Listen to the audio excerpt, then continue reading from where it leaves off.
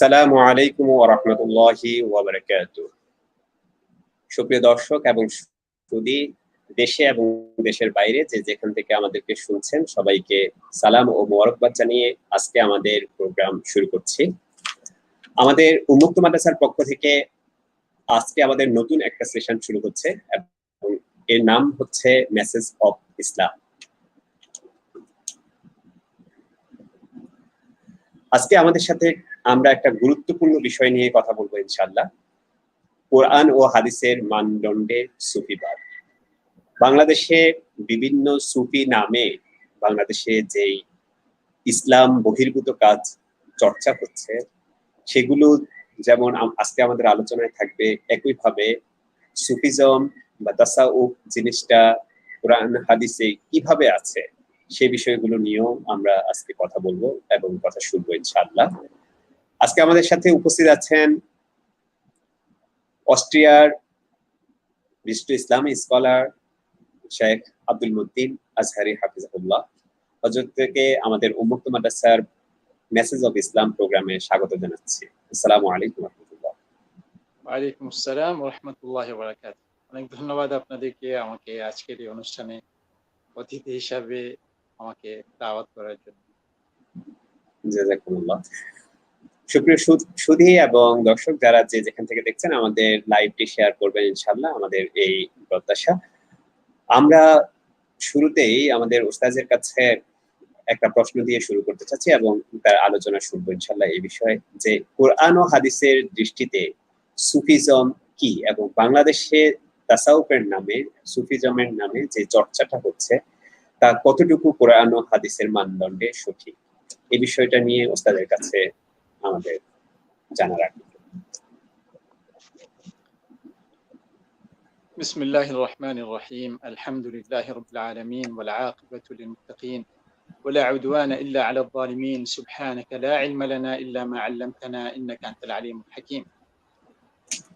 وبعد، يقول الله عز وجل في محكم كتابه بعد أعوذ بالله من الشيطان الرجيم: يا أيها الذين آمنوا أطيعوا الله وأطيعوا الرسول وأولي الأمر منكم فإن تنازعتم في شيء فردوه إلى الله والرسول إن كنتم تؤمنون بالله واليوم الآخر.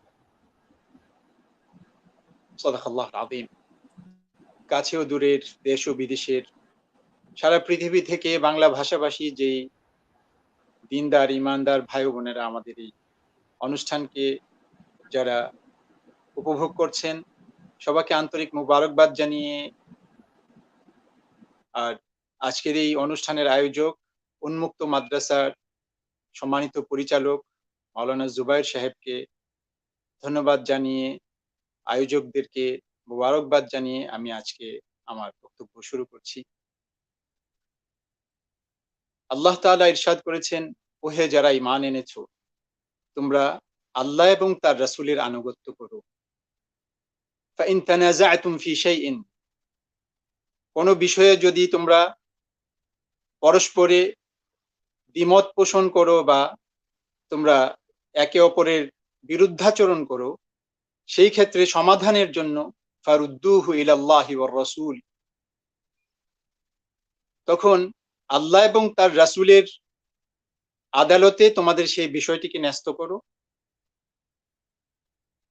সেখান থেকে যদি তোমরা কোনো সমাধান না পাও, সেই ক্ষেত্রে সেই বিষয়ে গবেষণা করার জন্য, ইজতিহাদ করার জন্য, সেই বিষয়ে তোমাদেরকে কোরআন সুন্নাহর আলোকে সমাধান দেওয়ার জন্য তোমাদের উলিল আমর অর্থাৎ মুসলিম সমাজের অভিভাবকত্ব যারা করবেন, কোরআন সুন্নাহর জ্ঞান দিয়ে সমৃদ্ধ সেই সকল অভিভাবকের কাছে তোমরা তোমাদের বিষয়টিকে পেশ করো।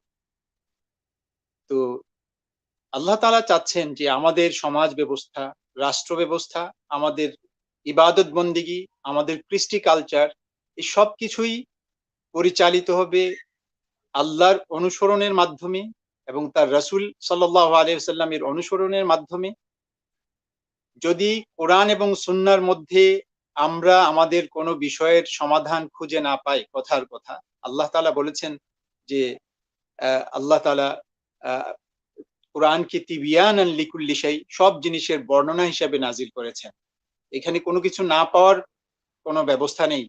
এরপরেও আমাদের জ্ঞানের পরিধি সংকীর্ণ হওয়ার কারণে, আমাদের শিক্ষা দীক্ষা সংকুচিত হওয়ার কারণে এবং আমাদের জ্ঞান জ্ঞানের সীমাবদ্ধতার কারণে যদি আমরা কোনো সমাধান খুঁজে না পাই, তখন মুসলিম সমাজের অভিভাবক, যাদেরকে উলুল আমর বলা হয়, তাদেরকে তাদের শরণাপন্ন হতে বলা হয়েছে। এখানে এর বিকল্প কোনো সংস্কৃতি, বিকল্প কোনো সমাধান ব্যবস্থা, বিকল্প কোনো মেথড, বিকল্প কোনো আপনার সিলেবাস তৈরি করা ইসলামে গ্রহণযোগ্য নয়। আমরা আজকে যে বিষয় নিয়ে আলোচনা করতে যাচ্ছি সেটি হচ্ছে কোরআন ও সুন্নাহর মানদণ্ডে সুফিবাদ।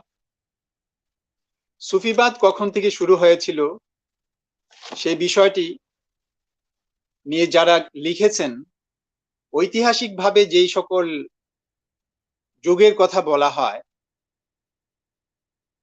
সবগুলি কোনো নির্ভরযোগ্য সূত্র বা নির্ভরযোগ্য প্রমাণের মাধ্যমে প্রমাণিত হয় না যে সময়ের কথা বলা হয়। এই ক্ষেত্রে ইমাম শাফিঈ রহমতুল্লাহ আলাইহি ইসলামের অন্যতম একজন স্কলার, অন্যতম একজন ফিকহি ইমাম এবং একটা জ্ঞান রাজ্যের একজন রাজা বললে তাকে মানায়। ইমাম শাফিঈ রহমতুল্লাহ আলাইহি তিনি বলেছেন যে আমি যখন বাগদাদ ছেড়ে মিশরে চলে আসি, তখন বাগদাদে কিছু লোককে দেখেছি যে ইসলামের নামে তারা অনইসলামিক বিভিন্ন কর্মকাণ্ডকে সমাজে তারা প্রতিষ্ঠিত করতে যাচ্ছে, আর ইশারা করেছেন এক ধরনের সুফিবাদের প্রতি। আর সেই সময়টা ছিল 199 হিজরি। এর দ্বারা বোঝা যায় যে হিজরির 2য় শতাব্দীর গোড়ার দিকেই এই সুফিবাদ প্রতিষ্ঠিত হয়েছে। তবে শক্তিশালী কোনো প্রমাণ দ্বারা প্রমাণ করা যায় না যে সুফিবাদ রাসূলুল্লাহ সাল্লাল্লাহু আলাইহি সাল্লামের যুগে অথবা খুলাফায়ে রাশিদিনদের যুগে অথবা সাহাবায়ে কেরামের যুগে, তাবেঈনদের যুগে, তাবেঈনদের যুগে একটি মাযহাব হিসাবে, একটি মেথড হিসাবে হোক বা একটি মতবাদ হিসাবে প্রতিষ্ঠিত হয়েছে, এমনটা পাওয়া যায় না। তবে প্রাচীন আমলের যে সুফিরা ছিলেন তাদের যেই দৃষ্টিভঙ্গি ছিল সেই দৃষ্টিভঙ্গিটা অনেকটাই হচ্ছে কুরআন এবং সুন্নাহর কাছাকাছি। যখনই ইসলামী শাসনগুলো শেষ হতে যাচ্ছিল, মানুষের মাঝে দুনিয়ার জীবনের চাকচিক্য, দুনিয়ার লোভ লালসা, সম্পদ নিয়ে মানুষের হানাহানি, ক্ষমতার দম্ভ ইত্যাদি যখন চলতেছিল, তখন এক শ্রেণীর সাধকরা তারা তাদের দ্বীন নিয়ে, ঈমান নিয়ে বাঁচার জন্য তারা কিছু পন্থা অবলম্বন করেছিলেন। এর মধ্যে একটি ছিল জুহুদ, যে দুনিয়ার ব্যাপারে, দুনিয়াকে ভোগ করার ব্যাপারে, দুনিয়ার আরাম আয়েশের ব্যাপারে অল্পে তুষ্ট থাকা, এটাকে জুহুদ বলা হয়। তাদের দৃষ্টিভঙ্গি ছিল যে তারা কখনোই ক্ষমতা নিয়ে তারা কোনোদিন প্রতিযোগিতায় যাবেন না, তারা কোনোদিন সম্পদশালী হওয়ার জন্য প্রচেষ্টা চালাবেন না, তারা কোনোদিন রাষ্ট্রের অভিভাবক হিসেবে কোনোদিন রাষ্ট্রের মসনদে বসবেন না। এই ধরনের কিছু দৃষ্টিভঙ্গি ছিল, যা ছিল সমাজে প্রচলিত বিভিন্ন ধ্যান জ্ঞানের থেকে প্রাপ্ত আপনার বিভিন্ন ফিতনা এবং বিভিন্ন আপনার পরিস্থিতিকে সামাল দেওয়ার জন্য তারা এই ধরনের দৃষ্টিভঙ্গি লালন করেছিলেন এবং সেই দৃষ্টিভঙ্গিতে তারা সঠিক পথে নিজেকে এবং তাদের অধীনস্থদেরকে পরিচালিত করতে সক্ষম হয়েছিলেন। কিন্তু পরবর্তী যুগের সুফিরা তাদের ইমাম যারা ছিলেন, তাদের পূর্ববর্তী আদর্শ যারা ছিলেন, তাদের আদর্শ থেকে তারা বিচ্যুত হয়ে গেছেন। সে আদর্শকে ধরে রাখা সুফি আজকের যুগে খুব কমই পাওয়া যায়। তবে আমরা একজন সুফিকে দেখেছি মিশরে, তিনি পূর্বের যুগের যেই আপনার প্রাচীন আমলের যে সুফিরা ছিলেন, কোরআন সুন্নাহর জীবন ব্যবস্থার সাথে সঙ্গতি রেখে যারা জীবন যাপন করতেন, তাদের অনুসরণে তিনি সুফিবাদ চর্চা করতেন। তিনি হচ্ছেন শেখ মুহাম্মদ মুতাওয়াল্লি আশ-শা'রাউই রাহিমাহুল্লাহ।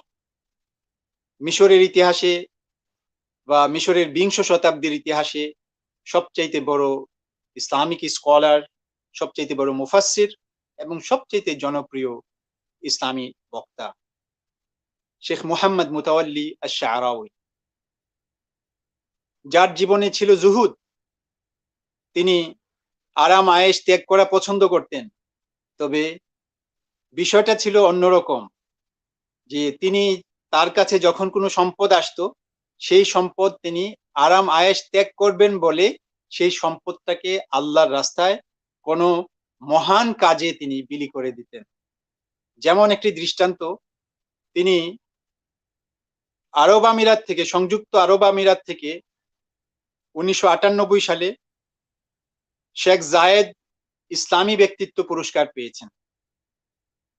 প্রতি বছর একটি ইসলামী ব্যক্তিত্বকে, আন্তর্জাতিক ইসলামী ব্যক্তিত্বকে পুরস্কার দেওয়া হতো সেখানে। তো সেই দেশের তৎকালীন রাষ্ট্রপতি শেখ জায়েদ বিন সুলতান আল নাহিয়ান, তিনি এই পুরস্কার দিয়ে থাকতেন। তো 1998 সালে শেখ মোহাম্মদ মুতাওয়াল্লি শা'রাউইকে এই কাজের জন্য তিনি বাছাই করেছিলেন, এর জন্য নির্বাচন করেছিলেন।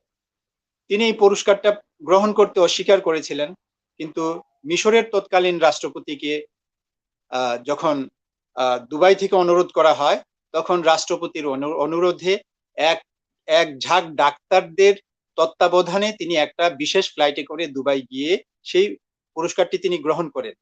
কিন্তু তার সিলেবাস তো হচ্ছে যে অল্পে তুষ্ট থাকতে হবে এবং দুনিয়ার লোভ লালসা বর্জন করতে হবে, দুনিয়ার আরাম আয়েশ ত্যাগ করতে হবে এবং আল্লাহর সন্তুষ্টির জন্য সবসময় সাধারণ সাদামাটা জীবন যাপন করতে হবে।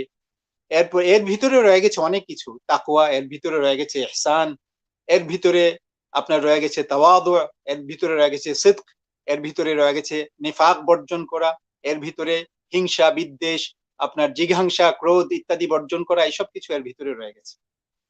তো তিনি সেই পুরস্কারটা যখন তাকে প্রদান করা হলো, তিনি নিজে সেই চেকটি গ্রহণ করেননি। যদিও সেই চেক সেই আমলের তুলনায় ছিল ভালো একটা বড় অ্যামাউন্ট, আজকের তুলনায় যদিও কম হবে, সেটা ছিল আপনার $1,25,000 মার্কিন ডলার। তো সেই চেকটি তিনি নিজের হাতে গ্রহণ না করে তিনি তার পিএস কে বললেন সেটা গ্রহণ করার জন্য, এবং সেই মজলিসেই তিনি বলে দিলেন যে এই চেকটিকে আমি আল আজহার ইউনিভার্সিটির বিদেশি ছাত্রদের জন্য আমি হাদিয়া দিয়ে দিলাম। তো ওই টাকা দিয়ে আমাদের হোস্টেলে ইমারতুশ শেখ শা'রাউই নামে একটি বিল্ডিং করা হয়েছিল। সেই বিল্ডিং এখনো আছে, সেখানে হাজার হাজার বিদেশি ছাত্ররা সেই বিল্ডিং এ অবস্থান করে থাকে। তো আমি যেই কথা আমার বলার উদ্দেশ্য ছিল যে পূর্বের সুফি সাধক যারা ছিলেন, কোরআন সুন্নাহর সাথে সঙ্গতি রেখে যারা চলতেন, তাদের অনুসরণে চলা সুফিদের অভাব রয়েছে এই যুগে। সুফিজম বলতেই সবকিছু খারাপ আবার সবকিছু ভালো, বিষয়টা ওইরকম নয়। কিন্তু এক সময় এটার প্রয়োজন ছিল। এই সুফিজমের মাধ্যমে মানুষ নিজেকে বহু জায় ঝামেলা থেকে, ফিতনা থেকে মুক্ত রাখার ব্যবস্থা তারা করতে পেরেছিলেন।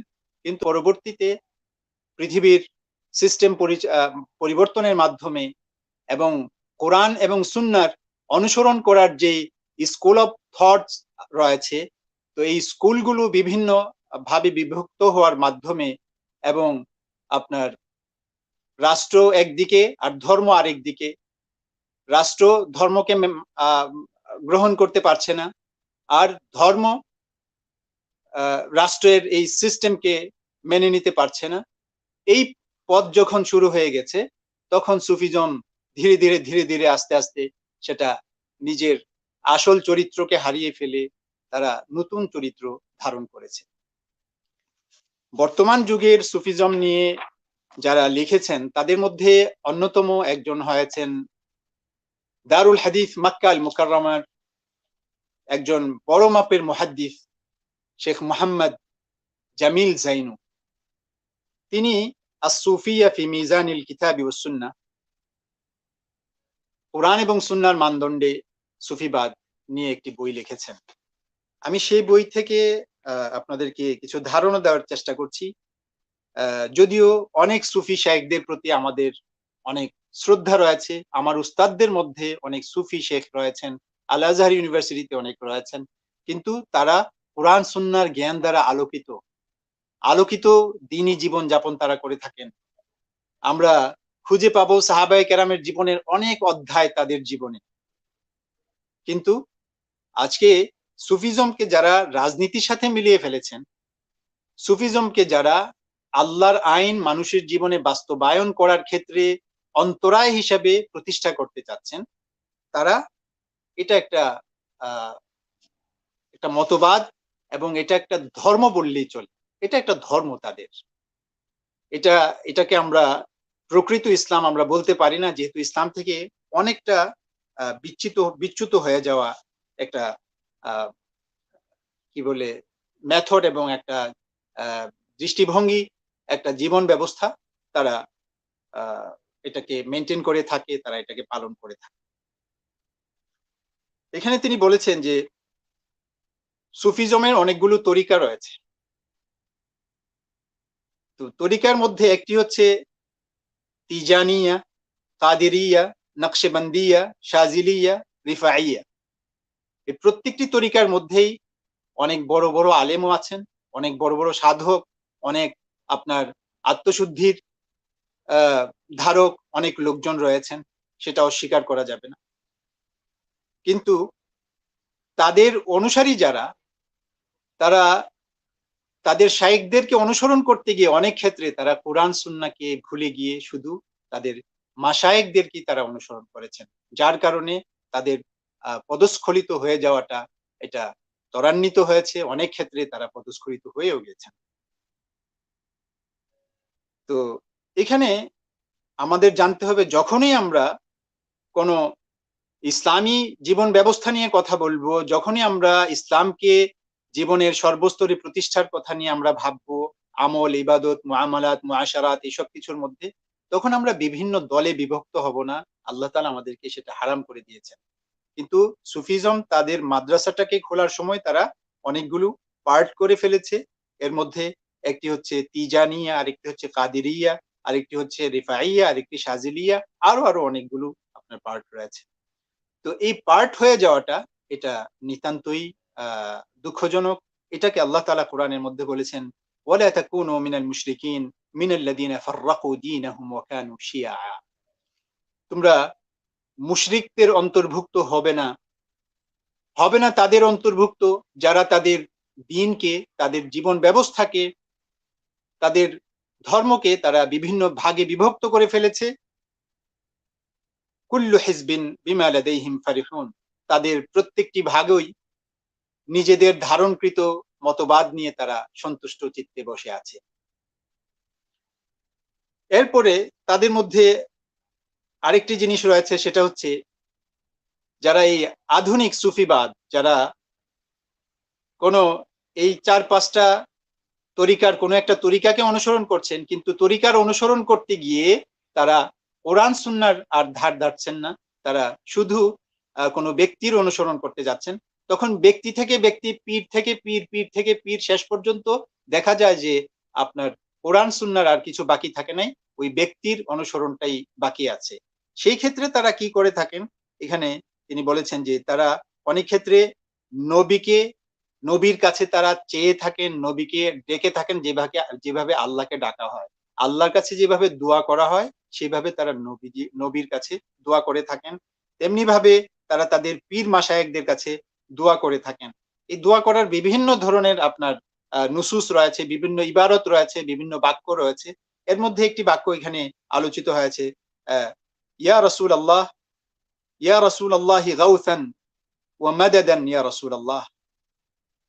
আলাইকাল মু'তামাদ, হে আল্লাহ রাসূল, আপনি আমাদেরকে উদ্ধার করুন, আপনি আমাদেরকে সাহায্য করুন। আলাইকাল মু'তামাদ, আপনার উপরে আমরা নির্ভর করি, আপনার উপরে আমরা ভিত্তি করি। তো এই যে কথাগুলো, এগুলো মূলত রাসূল সাল্লাল্লাহু আলাইহি সাল্লাম আমাদেরকে শিক্ষা দিয়েছেন আমরা যেন আল্লাহ তাআলার কাছে বলি, আমরা যেন আল্লাহ তাআলার কাছে চাই। আল্লাহ তাআলা বলেছেন যে আল্লাহ বিনে কারো কাছে যদি চাওয়া হয় তাহলে সেটা জুলমের অন্তর্ভুক্ত হবে। আল্লাহ তাআলা সূরা ইউনূসের 106 নম্বর আয়াতের মধ্যে বলেছেন, ওয়ালা তাদউ মিন দুনিল্লাহি মা লা ইয়ানফাউকা ওয়া লা ইয়াদুররুক ফাইন ফাআলতা ফাইন্নাকা ইযাম মিনাল যালিমিন। আল্লাহ ছাড়া কাউকে তুমি ডেকো না যারা তোমার কোনো উপকারও করতে পারে না, ক্ষতিও করতে পারে না। নবীজি আমাদেরকে এটা শিক্ষা দিয়েছেন যে কোনো মানুষ, ইভেন কি নবীজি নিজেও, আল্লাহর হুকুম ছাড়া তিনি কোনো উপকার করতে পারেন না। এজন্য চাওয়া পাওয়ার জন্য শুধু আল্লাহর কাছেই চাওয়া। নবীজির কাছ থেকে যদি আমরা সুপারিশ চাই, সেটাও আল্লাহ তাআলার কাছে চাইতে শিখিয়েছেন, নবীজির কাছে গিয়ে চাইতে শিখাননি। আমাদেরকে আজানের দোয়ার মধ্যে শিখিয়েছেন যে اللهم رب هذه الدعوة التامة والصلاة القائمة آت محمدا الوسيلة والفضيلة، কোন কোন বর্ণনাতে والدرجة الرفيعة وبعث مقاما محمودا الذي وعدته، কোন কোন বর্ণনায় ওয়ারযুকনা শাফাআতাহু ইয়াউমাল কিয়ামা, বা উলামাদের মধ্যে সালাফদের মধ্যে অনেকে এটা বলেছেন যে এটা আল্লাহর কাছে বলতে হবে যে আমাদেরকে নবীজির সুপারিশ নসিব করুন। এটা নবীজির কাছে গিয়ে চাইতে নবীজি নিজেও শিক্ষা দেননি, আর কোরআনও আমাদেরকে শিক্ষা দেন। আয়াতুল কুরসির মধ্যে আল্লাহ তাআলা বলেছেন, মান যাল্লাযী ইয়াশফাউ ইনদাহু ইল্লা বিইذনি, আল্লাহ তাআলার অনুমতি বিনে কে আছে আল্লাহর কাছে গিয়ে সুপারিশ করবে? তাহলে সুপারিশ হবে আল্লাহ তাআলার অনুমতিতে। আমি জানি এই সকল কথার অনেক ব্যাখ্যা রয়েছে, এর পক্ষে বিপক্ষে বিভিন্ন ধরনের বক্তব্য রয়েছে। পক্ষ বিপক্ষের বক্তব্যের পিছনে না পড়ে আমরা যদি চাই যে মানুষকেও বিভ্রান্ত করব না, আমরা নিজেরাও বিভ্রান্ত হব না, এবং নবীজি যে আমাদের জন্য বলে গেছেন যে তারাকতু ফীকুম আমরাইন লান তাদিল্লু মা ইন তামাসসাকতুম বিহিমা কিতাবাল্লাহি ওয়া সুন্নতি, আমি তোমাদের জন্য রেখে গেছি দুটি জিনিস, যতদিন পর্যন্ত তোমরা এই দুটি জিনিসকে আঁকড়ে ধরে থাকবে ততদিন পর্যন্ত তোমরা পথভ্রষ্ট হবে না। একটি হচ্ছে আল্লাহর কিতাব, আরেকটি হচ্ছে আমার সুন্নাহ। আমরা যদি এর ভিত্তিতে নিজেরা নিজেদের জীবনকে পরিচালনা করি এবং মানুষকে এর ভিত্তিতে মানুষকে দিন শিখায় এবং পরিচালনা করার চেষ্টা করি, তাহলে আমরা সঠিক পথে আছি এবং সঠিক পথে মানুষকে পরিচালনা করছি বলে আল্লাহর কাছে পরিগণিত হব। এছাড়া বিভিন্ন ধরনের মতবাদ, বিভিন্ন ধরনের মেথড, বিভিন্ন চিন্তা ভাবনা তৈরি করে ওই আমরা যেন তাদের অন্তর্ভুক্ত না হয়ে যাই যে মিনাল্লাযীনা ফাররাকু দীনাহুম, যারা নিজেদের দ্বীনকে বিভিন্ন ভাগে বিভক্ত করে ফেলেছে। ওয়াকানু শিয়া, তারা বিভিন্ন দলগোত্রে বিভক্ত হয়ে গেছে। কুল্লু হিজবিন বিমা লাদাইহিম ফারিহুন, আর সবাই যার যার কাছে থাকা যে মেথড, যে চিন্তা ভাবনা রয়েছে তা নিয়ে তারা খুব সন্তুষ্ট হয়ে আছে।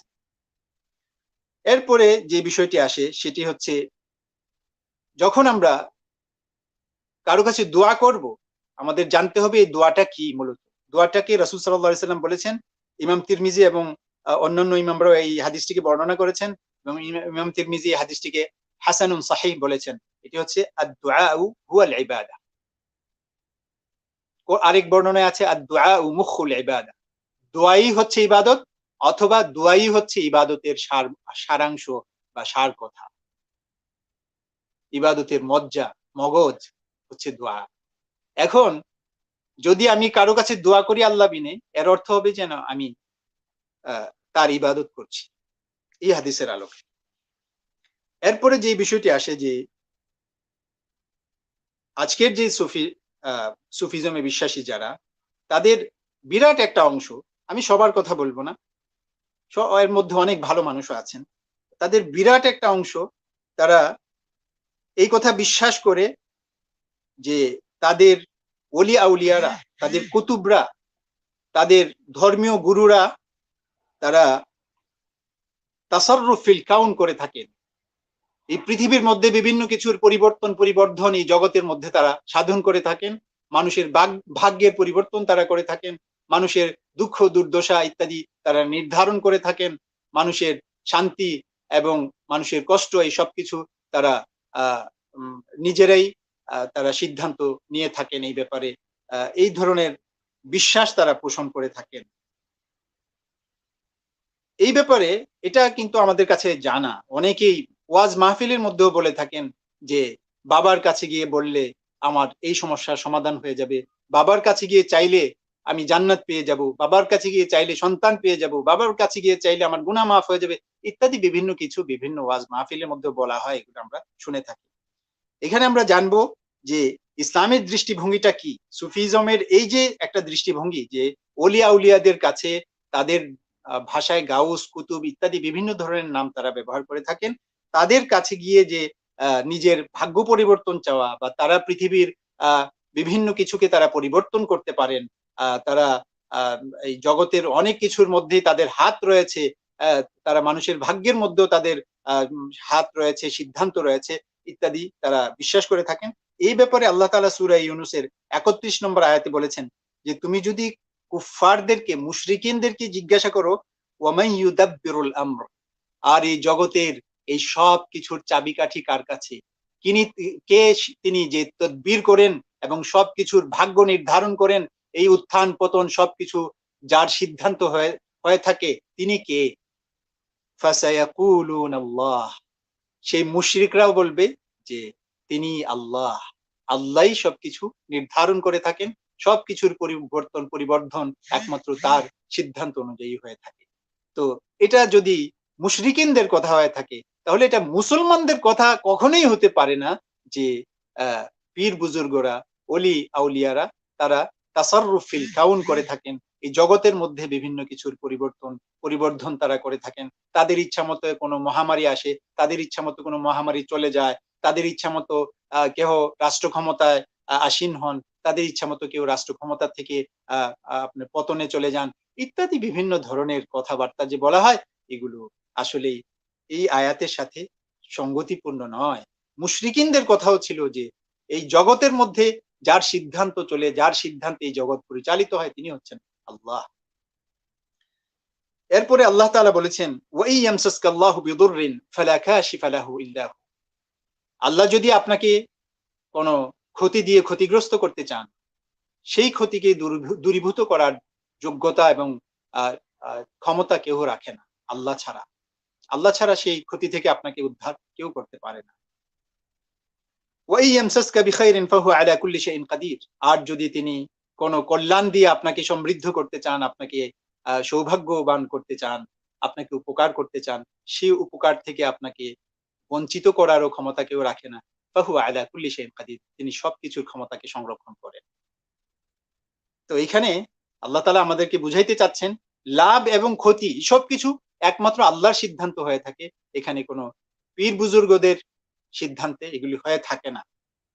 এবং আমরা সশ্রদ্ধ পীর বুজুর্গদের প্রতি আমাদের সম্মান রয়েছে এবং তাদের প্রতি তাদের কল্যাণ কামনা আমরা করি, তাদের প্রতি আমাদের যথেষ্ট ইজ্জত আমরা আমাদের বুকে ধারণ করে থাকি। আমাদের সময় মনে হয় ঘনিয়ে এসেছে, সময় শেষ হয়ে যাচ্ছে। তো আরো দুই একটা পয়েন্ট বলে আমি শেষ করে দিচ্ছি। এর মধ্যে আজকের যারা কোরআন সুন্নাহ থেকে একটু বিচ্যুত হয়ে সুফিজমকে যারা প্র্যাকটিস করতে চাচ্ছেন, তাদের মধ্যে এই বিশ্বাসও কাজ করে থাকে যে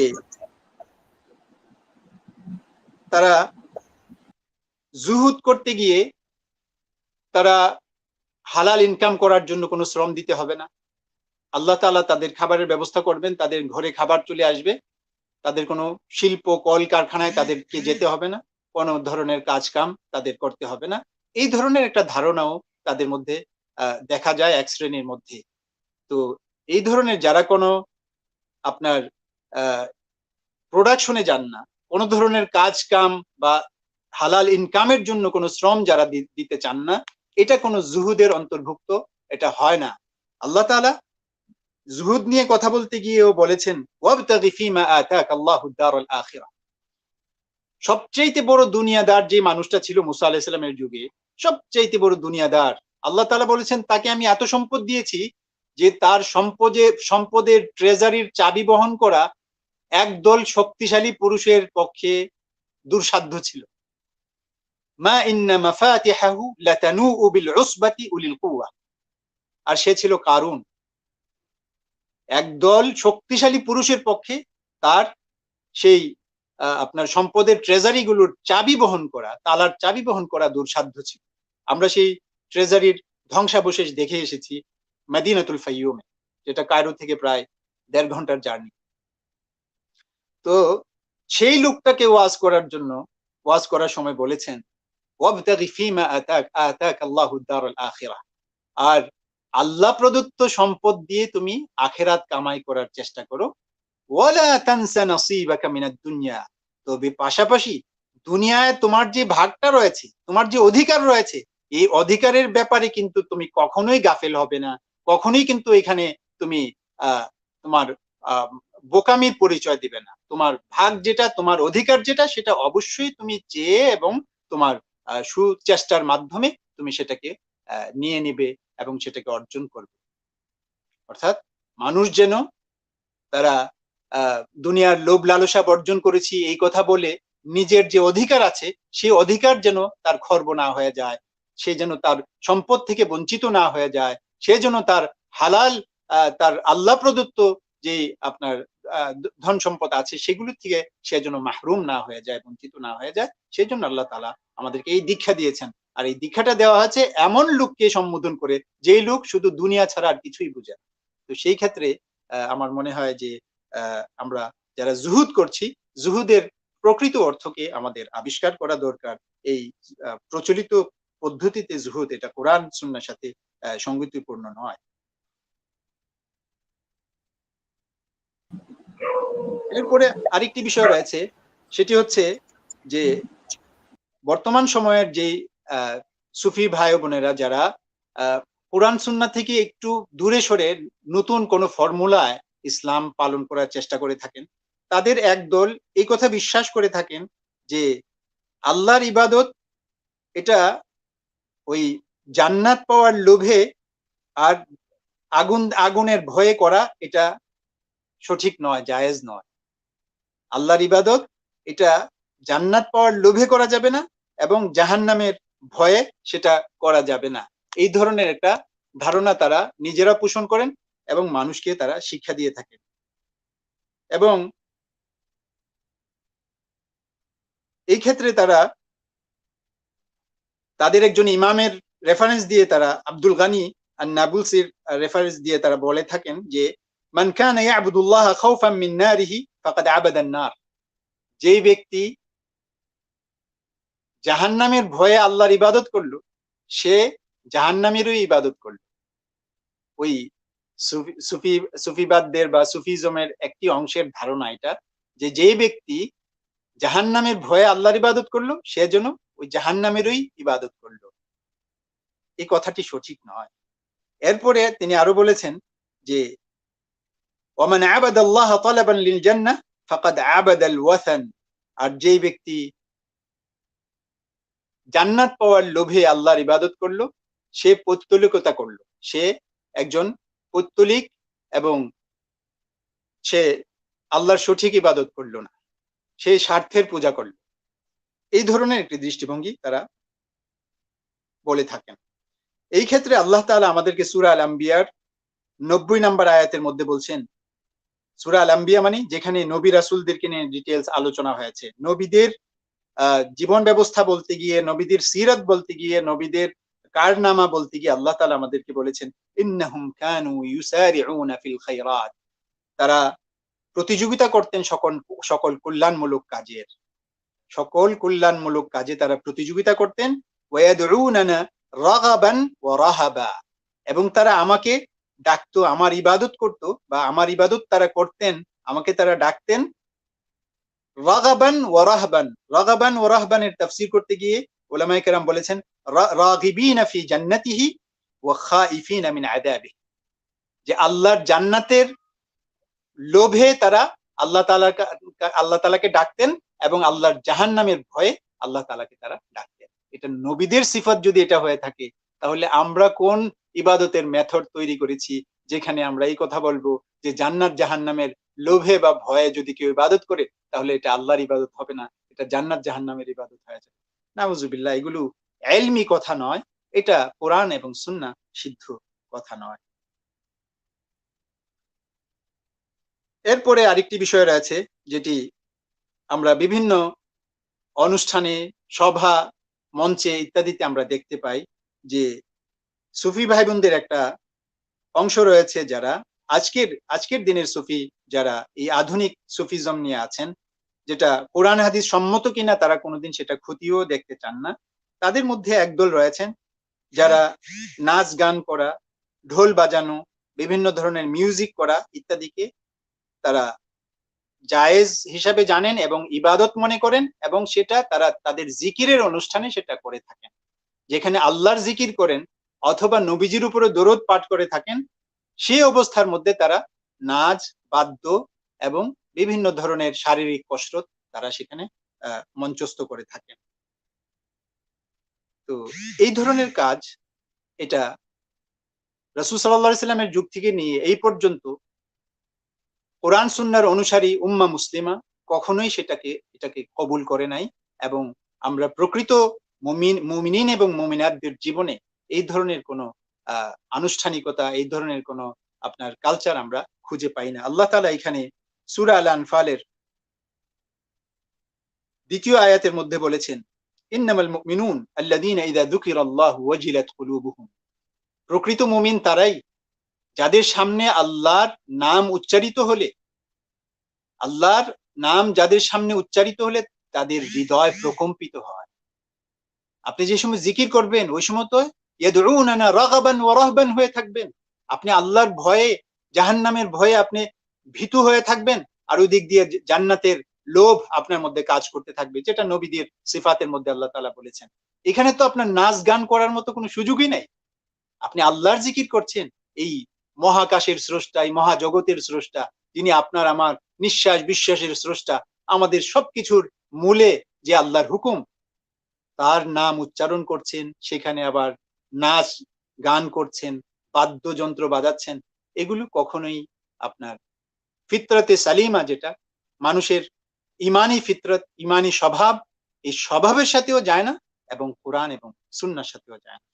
তো আজকে আমাদের এই আলোচনাটা খুবই সংক্ষিপ্ত, যার কারণে আমরা আমরা বিস্তারিতভাবে বলতে পারছি না।